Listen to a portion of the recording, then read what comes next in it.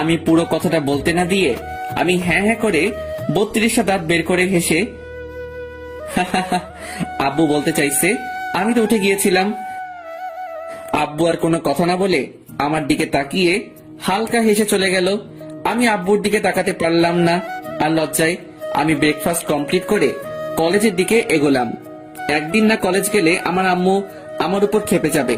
আর যেদিন থেকে শুভ্রাকে দেখেছি কলেজে, সেদিন থেকে মনে হয় যেন কলেজের ক্লাসগুলোর টাইম আর কিছু সময় বাড়িয়ে দেওয়া উচিত।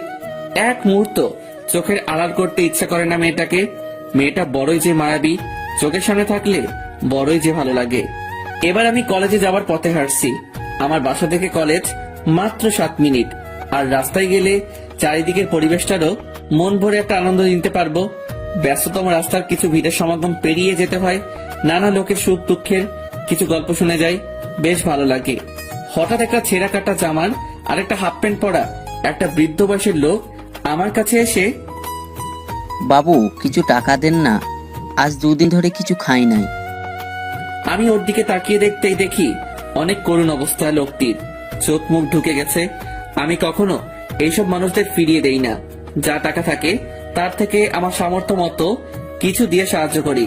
ওরাও তো মানুষ, সবার কাছে অনুরোধ, ওদের কেউ ফিরিয়ে দিবেন না। আমি বৃদ্ধ মানুষটার দিকে তাকিয়ে, কাকা আপনার কি খুব ক্ষুধা লাগছে?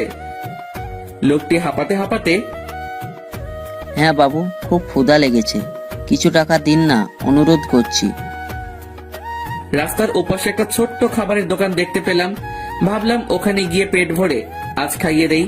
বেচারার অনেক কষ্ট, আর আমার কাছে এখন যা টাকা আছে তাতে বিল মিটিয়েও কিছু টাকা বেঁচে যাবে।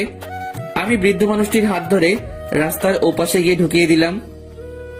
কাকা আপনি যা খেতে চান খেতে পারেন পেট ভরে।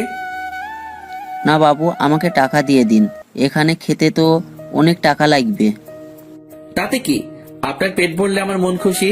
আপনি খান, আমি এখানে বসে আছি।